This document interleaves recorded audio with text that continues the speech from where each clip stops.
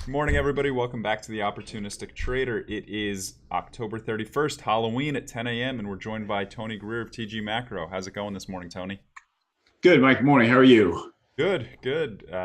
Interesting markets. I think when we were speaking Monday morning, I think we were right at like 2,700, just above, and then we had a big drop down to 2606-ish, and here we are, only about 10 points higher than when we were speaking Monday morning. But there's been a lot to do in between. What are your thoughts here? Yeah, it's a typical, 25 VIX market. If you ask me, the retracement rallies in a potential bear market correction that I think we might be in now are always the steepest rallies of the year. I had to turn my TV off yesterday. I turned it on in the afternoon and I see it, it says Dow, the commentators say Dow soars 400 points, and they can't even put that into context because the Dow Jones is absolutely not soaring 2,000 points off of the highs, so it's just a matter of perspective. And it's kind of soaring directly into massive resistance as far as I'm concerned. And I'm expecting sort of the entire complex in equities to fail once we work off, what's probably good news in Facebook and might be good news in Apple today, tomorrow. I guess people don't want to be excessively short ahead of that. So, we're going to see a short covering rally here, but the S&P's got room all the way up to 27. I'm looking for the 27.75, 28 and a quarter range to sort of fail on any kind of S&P bounce.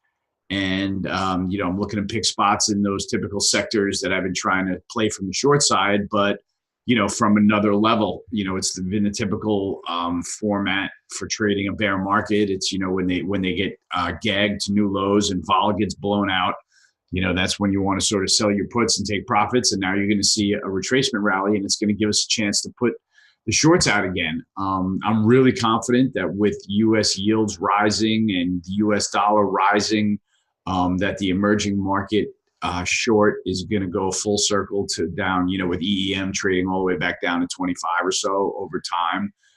So I want to put that one out on a bounce. And same thing with social media. I think the Facebook earnings, once we work off the short covering that is probably going on this morning and the new buying, we still haven't even touched the first technical resistance level at 161.5. So, I may be buying puts in Facebook today if I get a chance, but definitely on this rally, I'm going to put some more social media out and see what happens next week. Well, that's what I was going to ask you specifically there. I know you've been bearish Facebook for a long time now, so that's just there around the 200 level. You were talking bearish Facebook. We're up 6.5% right now. What are your thoughts based on yesterday's release? Anything in that release yesterday that has you questioning your short? Yeah, I mean, not really. No, I mean, the data was pretty mixed. Um, if you ask me in the report, they were light in revenues, their earnings beat. The daily active users were 1.49 billion, which was up 9%, but it was below estimates. The monthly active users were 2.27 billion, which is up 10%, but also below estimates. So it's the kind of situation, the scenario where Facebook is growing slower than people are expecting. And I'm expecting that, to really come to an even bigger halt once people really start to realize that they're selling every ounce of your data and start leaving the platform. But, I'm going to respect it if the stock gets above 161.5. I probably want to cut my short in half if it got through that level, but I'm not seeing it. I mean, this is just really this is just a bear market bounce. I think the trend in Facebook has taken over and is firmly lower. Nothing's changed about my view. It's just, another bump in the road for a short seller. Like I said, we haven't even reached a significant resistance level yet where I'd want to take a shot at it. So I'm going to just have to let this thing trade for a couple of days. Yeah, absolutely. And you pointed out before, you mentioned higher yields, higher dollar, and that's in force today. I actually should misspeak there. It's not in force, but the dollar is grinding a bit higher once again. Dollar yen a bit higher, euro a bit lower, and looking at some emerging market currencies as well, like dollar mex, we're back above 2020. So dollar's moving a touch higher. It's been a slow move, but it's moving in that direction. And like you said, you're looking for that to be a negative for emerging markets. Anything else that you're looking at based on the dollar and yields? I know you've been bullish both for a little while now. Any ramifications or any other trades based off of those moves? Yeah, it's just the collateral damage. It's really that EM trade. I mean, I'm watching the JP Morgan's emerging market FX index, and that's now after a little retracement bounce up to 63 or so, that is now back below its 50-day moving average at 61 and a half. So, that index of emerging market currencies can really get mowed down now that the dollar is just literally, kind of ripped the cape off and it's starting to show some strength here. Dollar yen is, had a significant move off of 111.65 to 113. I don't think the Bank of Japan is really complaining about a weaker yen, given that they are in a stagnant economic environment and trying to stoke inflation. So I think that the Bank of Japan is going to make the dollar, allow the dollar to rally. Over in the UK, I don't think they're going to have a chance, but the pound is going to, basically it's through a big technical level here. And I think the pound can get pounded even further based on the chart. It doesn't seem to react to double tops very well. Like we had a big one back in the beginning of this year in cable up at 145. And now we just put in a double top again at 133 or so, or 132 and a half. And I've gotten short against that. And now we're attacking the July lows again at around 127. So there's, a lot of instances where in addition to the dollar strength, you can make a case for the foreign currency weakness. And so that's why I think that this can accelerate now into the end of the year a little bit. So that's, I'm really focused on that trade very much. That's really the nuts and bolts of what I'm doing here. Yeah, I haven't really heard anybody talk about the dollar so much, but we're definitely at important levels. It's been such a slow mover against G10, but euro we're basically at the year's low, just below 113. Pound, like you just pointed out, I have the charts up, and dollar yen. It doesn't take a whole lot to get these moving, and if you were to get a 3 to 5% move in these, that would definitely be something that other markets have to or would be taking a look at. Yeah, you got to keep your focus on China now. Mike, we're finally, the yuan has ticked below that. I'm bringing up that chart right now. Yeah, that 2016 low of 696, and the yuan is now ticking below that to 697 and a half. They've got capital controls going on left and right. They're giving out tax breaks to auto buyers. I mean, they are in full preservation mode due to this trade war. So, I just expect continued weakness out of China. We have to be concerned now that their PMI data is just sort of hovering above 50. So they're barely in expansion territory. That's just, to me, this is the low hanging fruit trade out here, is the dollar strength translating into emerging market weakness and giving you every chance that you need to sell EEM short on every bounce. It's, to me, it's trading 40, looking to get halved. So I'm taking really big cuts at this trade. Yeah. Subscriber question is coming through. Please. Hey, Tony, any earning releases in stocks that you're positioned in today or tomorrow that you're focused on? I mean, not really. I've got my core trades on. I've been buying cannabis on this dip. I took a sort of new long position in Canopy Growth. I have to see when their next report is. I'm really, we're kind of through earnings season, and I'm really just looking for the stock reactions to figure out where my opportunities are. I've been looking to get into Square, that's had a nice pullback. I've been looking to get into UNP, that's had a nice pullback post earnings. And I'm looking at UNP as a sort of, barometer, a vote on the U.S. economy.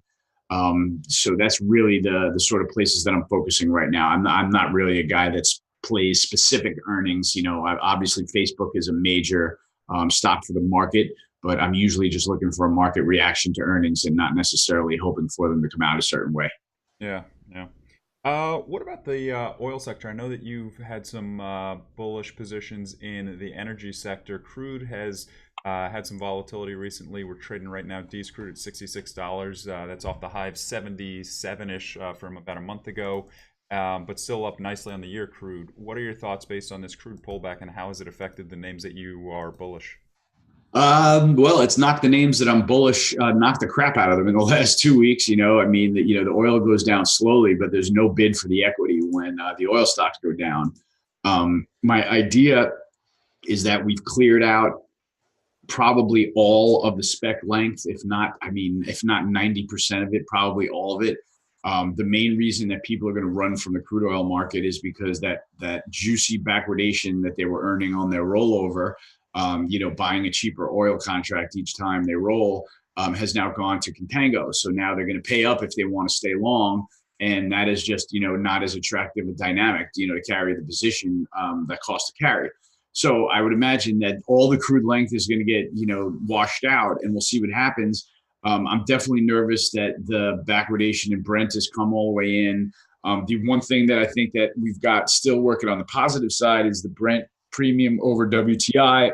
I still think that you've got that bottleneck situation in the U.S., which is going to keep Brent at a big premium, and that has been the bullish factor. So I'm hesitant to puke my oil view that's been long from $20 yet, but I'm getting close, because as the sort of structure turns into a contango, it just gets less and less of an appealing trade to have on the books, and people will clear it off of their P&L. Yeah. Do you think on that oil trade, is there anything, anything kind of Middle East motivated with prices coming off, and do you think that's something that we're going to continue to see any occurrences with the Middle East?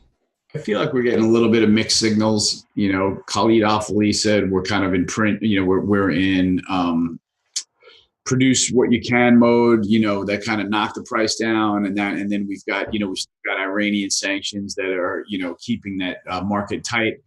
So it's a little bit of a tug of war. All I think that just happened in this move from 76 to 66 is that 500,000 shares of longs got clear. 500,000 contracts of longs got cleared out of the box. With the de-risking in the global macro picture. And now we're going to see what oil's really worth. We've got a sturdy set of bottoms around 65 here, going back to the spring. Then again, in the summertime, we bottomed at 65. It would not shock me to see oil hold around here, consolidate, and resume its uptrend. It really wouldn't. And that's going to depend on the global economy hanging in there. Obviously, with the tick lower in China's PMI and in that horrible Euro GDP disgusting 0.2% quarter over quarter print, that's obviously going to take the premium out of the oil market. We're probably fairly priced here. That's what I'm thinking. Yeah, well, those are interesting points also that you mentioned on those other data points there. Definitely keep that. What about speaking with your friends, different traders? What are they looking at? Are there any individual names or sectors that you're hearing that are popular at this moment, or people are actively keeping a close eye on?